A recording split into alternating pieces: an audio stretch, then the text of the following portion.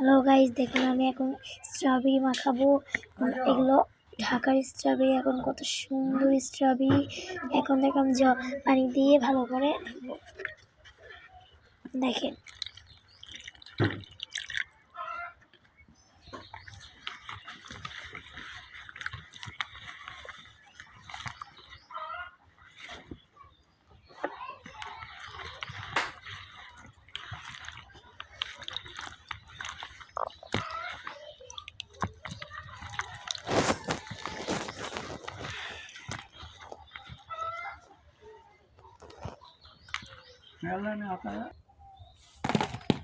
দেখুন বন্ধুরা, আমার ধোয়া শেষ। এখন আমি কেটে নেব।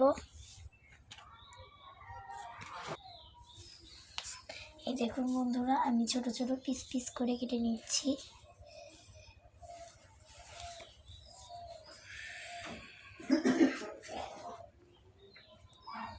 দেখুন এই যে কত লাল, কত লাল, এটা সুন্দর। আমি এখন পিস পিস করে কেটে নেব।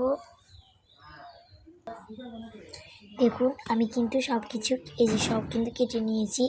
এবার আমি লবণ যা যা উপকরণ আছে সব দিয়ে আমি করে নেব।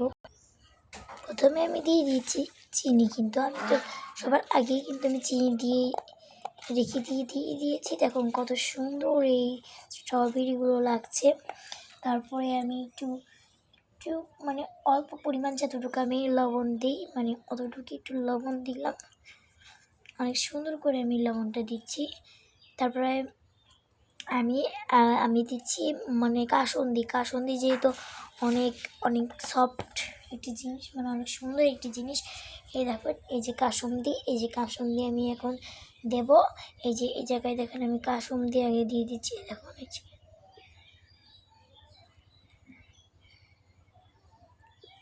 কত সুন্দর কাসুন্দি। তারপরে আমি দিচ্ছি মরিচ। এখন আমি মরিচটা কেটে নেব। এখন আমি দিয়ে দিয়েছি মরিচ। তারপরে দেখো আমি মাখিয়ে নিচ্ছি। দেখেন সব কিছু ভালোভাবে মিক্স করে নিচ্ছি যেন কোনো কমতি না পড়ে।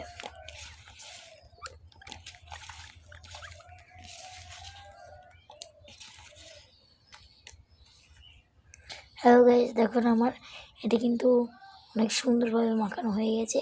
এখন আমি প্রথমে আমার ভাইকে খাওয়াবো। দেখুন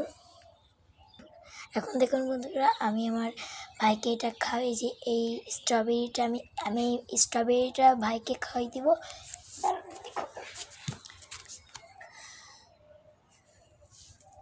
কেমন হয়েছে ভাই? দারুণ হয়েছে। দেখুন বন্ধুরা, আমার ভাই বলছে দারুণ। এখন আমি একটু খেয়ে দেখব, মানে আমি একটু খেয়ে দেখতে চাই। দেখুন আমি খাবো, দেখবো যে কেমন হয়েছে আর কি।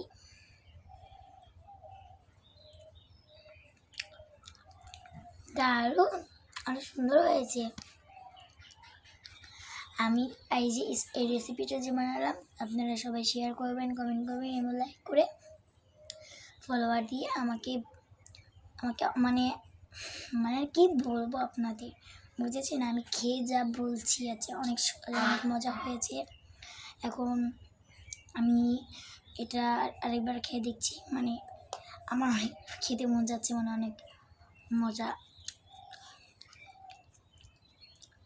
আর কি।